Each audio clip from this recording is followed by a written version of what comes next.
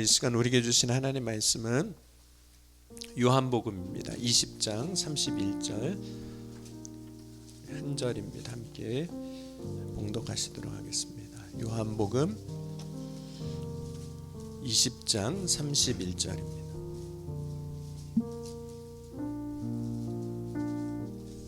요한복음 20장 31절 함께 읽겠습니다. 오직 이것을 기록함은 너희로 예수께서 하나님의 아들 그리스도이심을 믿게 하려 함이요 또 너희로 믿고 그 이름을 힘입어 생명을 얻게 하려 함이니라. 아멘. 이 시간 감사의 물 드렸습니다. 우리 송영빈 권사님, 주님의 은혜 안에 항상 감사하며 살게 하옵소서. 2024년 주님과 함께 동행하게 하옵소서. 예물 드렸습니다. 우리 주님의 은혜 감사합니다. 정성호 장로님, 김미자 권사님, 주님 사랑합니다. 박정아 권사님 드렸습니다. 하나님의 은혜 감사합니다. 박봉수 장로님, 하나님의 은혜와 사랑을 감사합니다. 하나님만 신뢰하고 의지합니다. 성령 하나님 오른손으로 장중에 붙들어 주옵소서. 백이용인 권사님 드렸습니다. 2024년 새해 첫해 새벽 예배에 은혜로 인도하신 하나님 감사합니다. 나라와 교회와 선교지 환우들 가정과 자녀들 위해 기도하게 하시고 새벽에 도우시고 역사하신 하나님의 은혜를 만나게 하옵소서. 박기승 권사님 드렸습니다.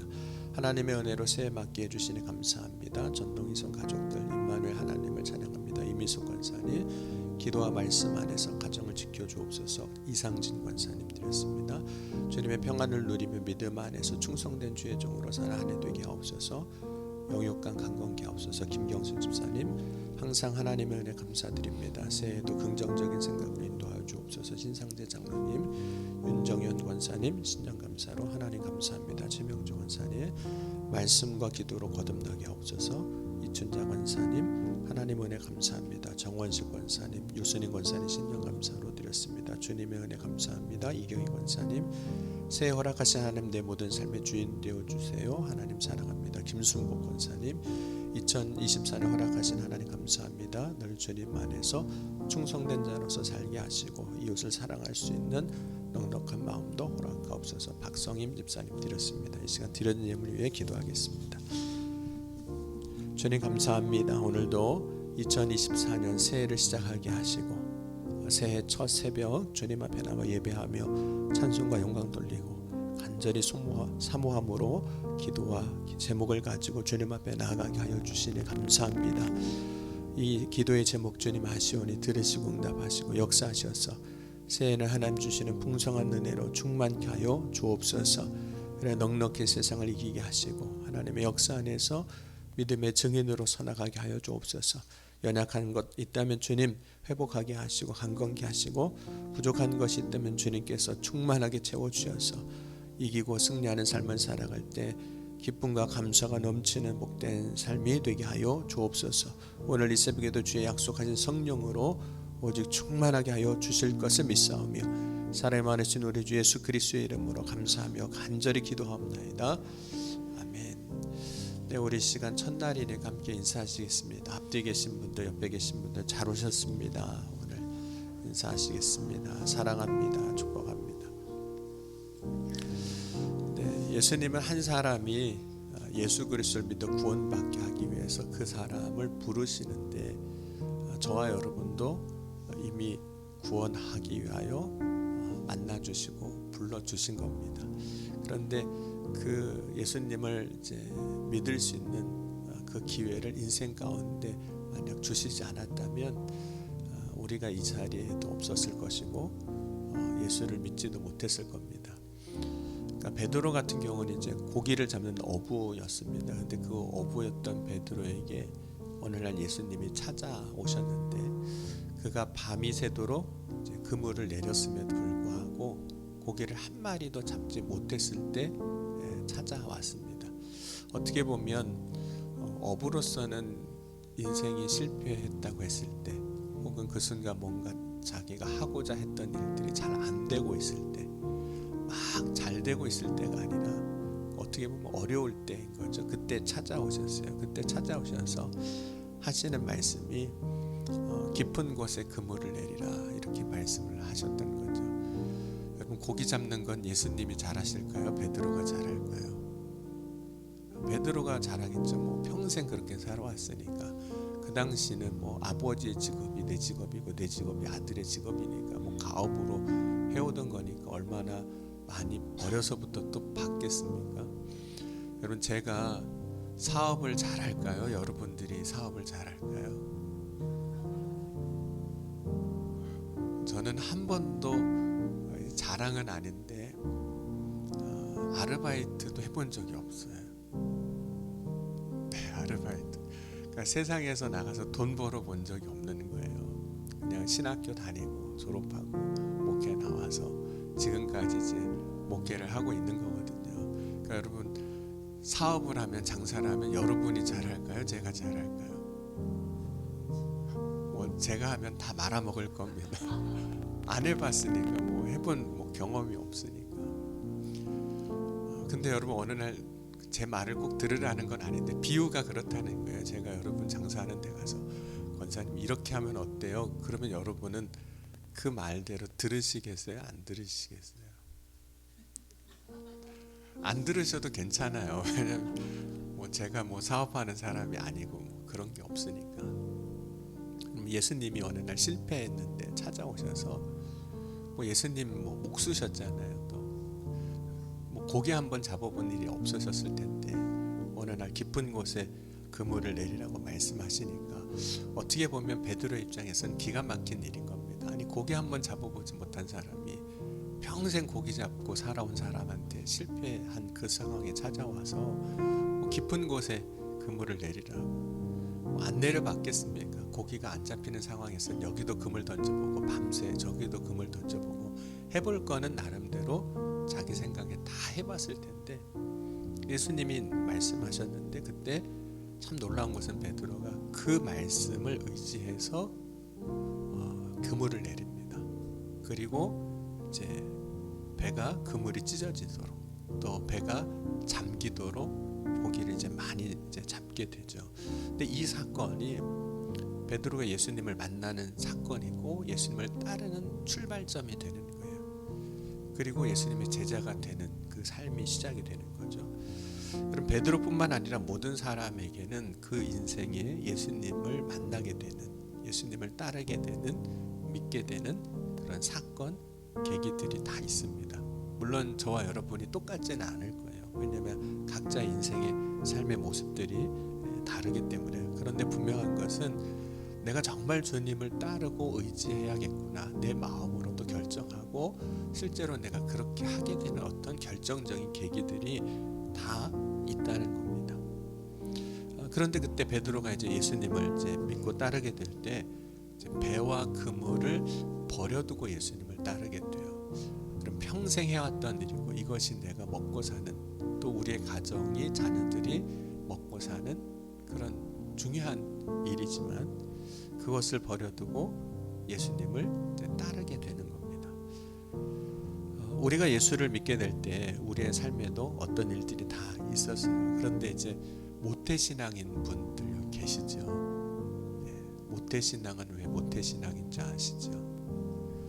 이것도 못해 저것도 못해 그래서 모태신앙이라고들 하잖아요. 근데 모태신앙이라고 할 때 그런 경우는 있습니다. 극적으로 정말 주님을 만난 어떤 뜨거운 경험을 못했다라고 말하는 분들이 의외로 많이 있어요. 그냥 부모를 따라서 교회를 이제 나오다가 교인이 됐고, 그죠? 교인이 되어 시간을 지내다 보니까 교회 일도 하게 되고, 교회 일을 하다 보니까 나이가 되니까 집사 받으라고 그래서 집사가 됐고, 또 그리고 한 5년쯤 지나니까 이제 권사 받을 때 됐다고 그래가지고 권사가 됐고, 뭐 이렇게 온 경우들도 있습니다. 그래서 교회 일 하다가 직분도 맡고 그렇게 된 거죠. 어려서부터 교회 이 생활 혹은 문화라고 할 수 있는 이런 것들이 너무 익숙하기 때문에 그 안에서 모든 걸 다 잘합니다. 이때 되면 뭐 해야 되는지도 알고, 또 이 일은 이렇게 하는 거라는 것도 보면서 다 배워가지고 잘해요. 그러니까 집사도 받고 권사도 받아도 교회 일 하는 데는 아무런 지장이 없습니다. 오히려 잘하는 거죠. 잘하죠. 그렇기 때문에 베드로가 예수님 만난 것 같은 일들이 없어서 자신의 신앙에 대해서 고민하는 경우들도 꽤 많이 있습니다. 내가 진짜 예수를 잘 믿고 있는 건지, 이게 진짜 믿음이 맞는 건지, 이런 고민들을 이제 하게 되죠. 그러나 그 삶에도 반드시 하나님이 찾아와 역사하시는 때가 있습니다. 그래서 그 인생을 뒤집어 놓으시는 때가 있어요. 그러니까 여러분, 혹시 모태신앙이셔도 너무 걱정하지는 마세요. 네, 그 가운데 하나님이 역사하시는 때가 있습니다. 아직 그 때가 안 왔을 뿐이에요. 다 주님이 역사하시는 때가 있습니다. 여러분, 국이 먼저일까요? 밥이 먼저일까요? 밥 먹을 때 국부터 뜨세요? 밥 한 술 먼저 뜨세요? 아무거나 하셔도 상관없습니다. 먹고 사는데 크게 지장 없잖아요. 물론 이제 국을 먼저 뜨면 입이 좀 이렇게 촉촉해져서 밥 잘 넘어갈 거고, 밥 먼저 떴으면 입이 껄껄할 거고, 뭐 그 정도 차이지 크게 차이가 없거든요. 여러분, 어쩌면 우리의 인생에 있어서 아주 단편적으로 보면 차이가 날 수 있지만 전체로 보면 큰 차이 없습니다. 그러니까 너무 걱정하시지 마시라, 그런 얘기예요. 밥 먼저 먹나 국 먼저 먹나 비슷하다는 겁니다. 여러분, 예수님에게 형제들이 있습니다. 특별히 마태복음 12장 46절 보면 예수께서 무리에게 말씀하실 때 그의 어머니와 동생들이 예수에게 말하려고 밖에서 기다렸다고 이렇게 말씀해요. 이름이 뭐 다 그 순간에 마태복음에는 구체적으로 언급되고 있지만 예수님의 형제 가운데 중요한 역할, 나중에 교회에서 중요한 역할을 하는 사람이 야고보입니다. 그래서 주의 형제 야고보 이렇게 등장을 해요. 갈라디아서 1장 18절 19절에 사도 바울이 자신의 사도권에 대해서 변증할 때 이런 이야기를 합니다. 그 후에 3년 만에 내가 게바를 방문하고 예루살렘에 올라가서 그와 함께 15일을 머무는 동안 주의 형제 야고보 외에 다른 사도들을 보지 못하였노라. 그래서 주의 형제 야고보에 대해서 이야기를 합니다. 그리고 이제 그 형제 야고보, 주의 형제 야고보가 실제로 중요한 역할을 하는데, 예를 들자면 이런 겁니다. 사도행전 15장에 보면 구원받는 것이 할례를 받아야 되는 거냐 아니냐, 이 문제 가지고 이제 논쟁이 벌어지는데, 이 문제를 최종적으로 결정하는 중요한 역할을 하는 사람이 주의 형제 야고보입니다. 그래서 야고보가 말하니까 다 정리가 이제 돼버리는 거죠. 그래서 야고보의 선언이 구원과 할례에는 아무런 관계가 없다, 이런 선언이 되는 거죠. 그래서 오직 믿음으로 구원받는 것이다. 이것이 이제 거기서부터도 시작이 되는 거예요. 그만큼 교회 안에서, 초대교회 안에서 주의 형제 야고보가 차지하는 위치가 대단했다는 거예요. 막 논쟁하는 중에 이렇게 하는 게 맞아 하니까 다 그냥 끝나버릴 정도였으니까요. 그러나 그가 처음부터 믿음에 있었던 건 아닙니다. 여러분, 예수님이 사역하실 때 형제들이 찾아와요. 왜 찾아온 줄 아세요? 말리려고. 사람들이 예수님 비난하고 하니까 말리려고 찾아온 거예요. 그때는 예수님을 안 믿었습니다. 주의 형제들도 안 믿었어요. 어려서부터 예수님을 쭉 봐왔을 거 아니에요. 형으로 자라오는 걸 같이 쭉 봐왔는데, 그럼에도 불구하고 믿음을 가지지 못했던 겁니다. 그러나 어느 시점인지 모르지만 그 시점이 등장하고 않지만 주의 형제들도 다 변화돼서 예수 믿는 사람이 된 거예요. 안 믿던 사람이 믿음의 사람이 된 겁니다. 그러니까 하나님께서 그 인생에 정말 믿음의 때를 주시는 거죠. 여러분, 오늘 이 아침에 저와 여러분에게도 그런 믿음의 때를 주실 줄 믿습니다. 혹시 자녀들 때문에 걱정하시는 분들 있으시잖아요. 얘들은 언제 예수 진짜 제대로 믿을까 걱정되잖아요. 너무 걱정하지는 마세요. 주님이 다 믿음의 때를 주실 거예요. 여러분, 하나님은 우리가 살아가는 시간 동안 온전히 주님을 만나고 변하는 때가 오게 하십니다. 그때 우리가 그때를 예상할 수는 없습니다. 여러분, 사울이 이제 다메섹으로 가다가 부활하신 예수님을 만나지 않습니까? 근데 만나고 변화되는 그때를 사울이 알았을까요? 나는 다메섹으로 가도 예수님 만날 것 같아. 그러고 간 게 아니에요. 전혀 그런 생각은 없었어요. 나의 계획이 따로 있었고 내 생각이 따로 있었어요. 그런데 가는 길에 주님의 때 주님의 계획 안에서 그를 만나주시고 불러주시는 거예요. 그러면 우리가 언제 진정으로 예수님을 믿게 될 수 있을까? 어떤 사건을 통해서 우리의 인생에 전환이 생길까? 예수를 우리가 진짜 믿고 있는지 확인하게 되는 시점들이 있거든요. 내가 예수를 진짜 믿는구나. 그것이 이제 전환하는 시점이 될 텐데, 무엇을 힘입어 사느냐를 보면 예수를 믿는지, 내가 어떻게 인생의 전환이 있었는지를 이제 보게 됩니다. 그럼 한국 사람들이 주로 하는 말이 하나 있는데, 나는 밥심으로 산다는 겁니다. 밥심으로 산다. 이 말은 밥을 통해서, 쌀밥이죠. 쌀밥을 통해서 에너지를 얻는다는 사실을 언급하는 게 아닙니다. 밥을 통해서, 탄수화물을 통해서 육신의 에너지를 얻는 것도 맞아요. 과학적으로 그게 맞는 거죠. 맞지만 밥심으로 산다는 말은 우리가 어떤 일을 할 때 우리가 먹는 것, 식문화를 통해서 살아간다는 이야기이기도 해요. 그래서 식문화는 이런 거죠. 어떤 거냐면 여러분, 남편들이 가끔 그러는데 밖에서 잘 먹고 와서 집에 와서 뭐 달라고 그러죠? 밥 달라고 그러면 아내들이 다 뒤집어진다고 그러더라고요. 아니, 밖에서 잘 먹고 와서 뭐 또 집에서 밥 달라고 그러냐. 근데 그 상황을 잘 살펴보면 식사를 안 한 건 아닙니다. 식사를 안 한 건 아닌데 뭔가를 먹고는 왔어요. 그런데 또 밥을 달라고 그래요. 그러니까 에너지가 부족한 건 아니에요. 그러니까 육신이 움직일 수 있는 에너지가 부족해서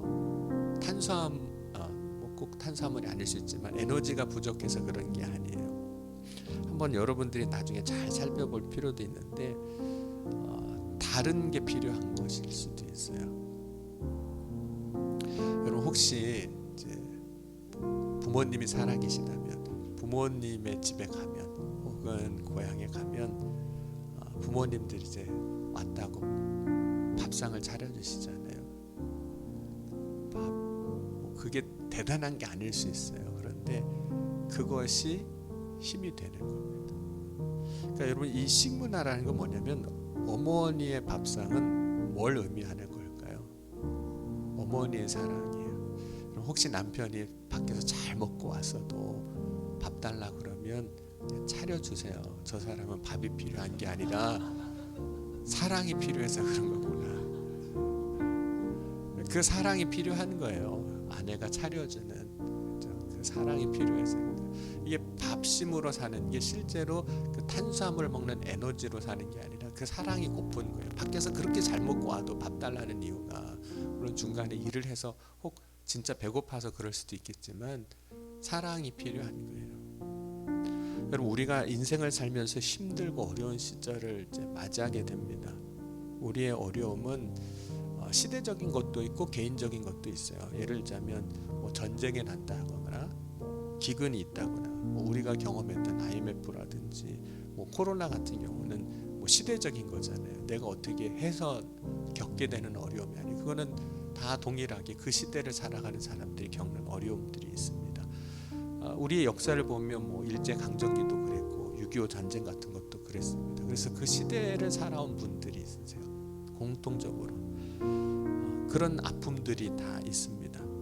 물론 그 속에 개인적인 차이는 있을 수 있지만 시대적인 거거든요. 그리고 시대적인 것을 뛰어넘어서 개인의 어떤 삶에 있어서 질병과 혹은 죽음, 개인의 삶의 실패와 같은 일들을 통해서 고통과 어려움을 이제 겪기도 합니다. 그거는 시대하고는 또 별개의 문제예요. 개인의 인생 안에서 만나게 되는 어려움들이죠. 그런데 그 고난을 통해서 시대적인 것이든 혹은 개인적인 것이든 간에 우리는 우리가 무엇을 의지하고 사는지를 보게 된다는 거예요.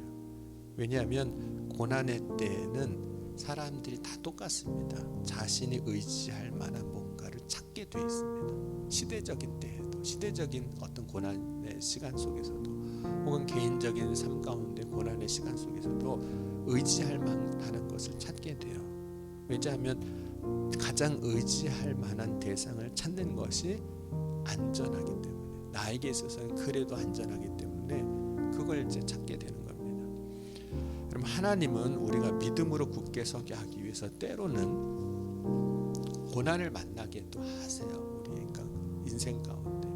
그때 우리가 주님을 의지하고 붙잡게 하기 위해서, 그때 주님을 의지하게 하기 위해서, 만나게 하기 위해서, 그때 더욱 주님 의지하는 법을 배우게 하기 위해서 고난을 만나게도 하시는 거예요. 예전에 첫 목회지에서 지금 장로님이 되셨는데, 그분이 예수를 진짜 믿게 된 사건이 있으세요. 어떤 개인적인 상황 속에서 구치소에 들어가게 됐어요. 젊었을 때. 근데 구치소에 들어가니까 얼마나 힘드셨겠어요. 그런데 어느 날 구치소에서 잠을 자는데 잠이 안 오더래요. 그런데 이렇게 잠이 안 오니까 뭐라도 해야 될 거 아니에요. 시간은 좀 보내야 되니까. 그래서 창밖을 이렇게 쳐다봤는데 저 창밖 멀리에 십자가가, 새벽에 불 들어온 그 십자가가 보이더래요. 그래서 그 십자가를 보고 기도하기 시작하신 거예요. 그러니까 교회는 다녔던 거예요. 청년 때 교회는 다녔는데 정말 교회를 다니기만 했지 예수 믿는 사람은 아니었던 거예요. 그러다가 그 십자가를 보고 기도하고 그리고 진짜 예수를 믿는 사람이 된도라고 그러면서 이야기를 하시는 거죠. 고난을 통해서 우리를 믿음으로 가게 하신 하나님의 역사가 있습니다. 의도적으로 때로는 그러실 때도 있어요. 물론 주님이 의도적으로 우리를 오게 보내시지는 않지만 고난을 통해서 주님이 역사하시는 게 있다는 거죠. 여러분, 출애굽기 13장 17절 18절 한번 같이 찾아보겠습니다. 출애굽기 13장입니다.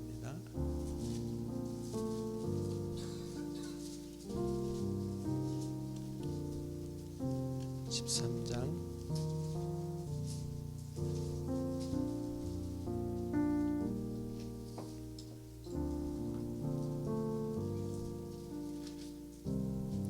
17절 18절 한번 같이 읽겠습니다.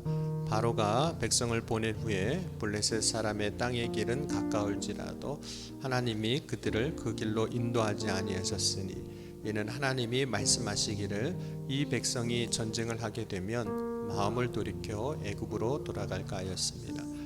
그러므로 하나님이 홍해 광야의 길 돌려 백성을 인도하시며 이스라엘 자손이 애굽 땅에서 대열을 지어 나올 때, 이스라엘 백성들이 이제 구원하시는 장면이거든요. 구원하시는 장면에서 하나님께서 가나안 땅으로 가게 하시는데 가나안 땅을 가는 길에 이제 광야가 있습니다. 어쨌든 광야는 통과해야 되는 여정입니다. 그런데 하나님이 가까운 길이 있었어요. 가까운 길이 있음을 아심에도 불구하고 오늘 18절 말씀 보면 홍해의 광야 길로 돌렸다고 그랬어요. 여러분, 하나님이 여러분의 인생에 있어서 가까운 길로 인도하시는 게 좋으세요? 아니면 돌리시는 게 좋으세요? 가까운 게 좋은 거죠. 인생 돌리시면 괴롭잖아요. 근데 하나님이 광야로 인도하시는데 광야로 이제 돌리셨다는 거예요. 원망스러울 수도 있어요. 그 사실을 알면 나를 하나님이 인생에 뺑뺑이 돌리셨다고 이럴 수도 있는데 광야길로 인도하셨어요. 그 이유는 이스라엘 백성들이 광야에서 하나님을 더 깊이 만나고 광야에서 하나님을 진짜 의지하는 법을 배우기 때문에 그렇습니다.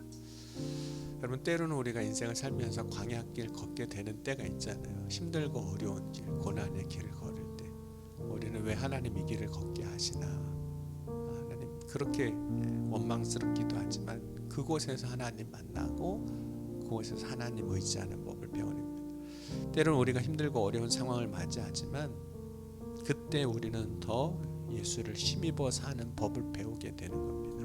그리고 그 일을 통과한 후에 주님이 약속하신 은혜 때도 맞이하는 거죠. 그럼 어쩌면 2023년이 2022년과 2023년을 이렇게 지나오면서 여러분에게 있어서는 꼭 개인적인 것이 아니라 어려운 때를 보냈을 수도 있겠다 싶어요. 그때 더 정말 주님을 의지해야만, 정말 주님만 바라봐야만 했던 때였을 수도 있습니다. 그런데 그때 주님을 의지했기에 우리가 더욱 힘을 얻어 믿음으로 나아가게 하시는 줄 믿습니다. 그럼 우리가 주님을 의지해야 할 때를 보면 우리는 약한 때예요. 우리가 강할 때는 주님을 잘 의지하지 않잖아요. 우리 약할 때 주님을 의지하는데 우리가 약해지지만 여러분, 내가 약할 때 주님을 의지했기에 그 의지하는 주님으로 인해서 우리는 더 강해지는 겁니다. 이것이 이제 사실 바울의 고백이거든요. 그럼 고린도후서 12장 9절 10절 보면 이렇게 이야기합니다. 나에게 이르기를 내 은혜가 내게 족하다. 이제 내 능력이 약한 데서 온전해짐이라 하시니라. 그러므로 도리어 크게 기뻐함으로 나의 여러 약한 것들에 대하 자랑하리니 이는 그리스도의 능력이 내게 머물게 하려 함이라. 그러므로 내가 그리스도를 위하여 약한 것과 능력과 궁핍과 박해와 곤고를 기뻐하노니 이는 내가 약한 그때에 강함이라.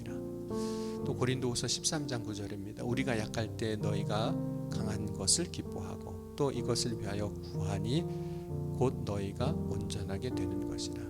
약할 때 강하다, 이 얘기가 사실 잘 이해가 안 되죠. 약할 때 약한 거지 무슨 약할 때 강한 거야, 이렇게 이제 이해가 되는 거거든요. 그런데 우리가 약할 때 강하게 되는 이유가 있습니다. 그 이유는 나 때문이 아니에요. 나는 약해요. 여전히 나는 약한 거예요. 그런데 약할 때 강함이 되는 이유는 우리가 약할수록 더 주님을 의지합니다. 우리가 약할수록 더 주님을 의지하는 게 어떻게 보면 우리의 인간의 모습이에요. 그런데 약할 때 주님을 더 의지하기 때문에 주 예수를 힘입어 우리는 더 강해지는 거예요. 그러니까 나로 인해서 강해지는 게 아니라 내가 의지하는 그 주님으로 인해서 강해지는 거예요.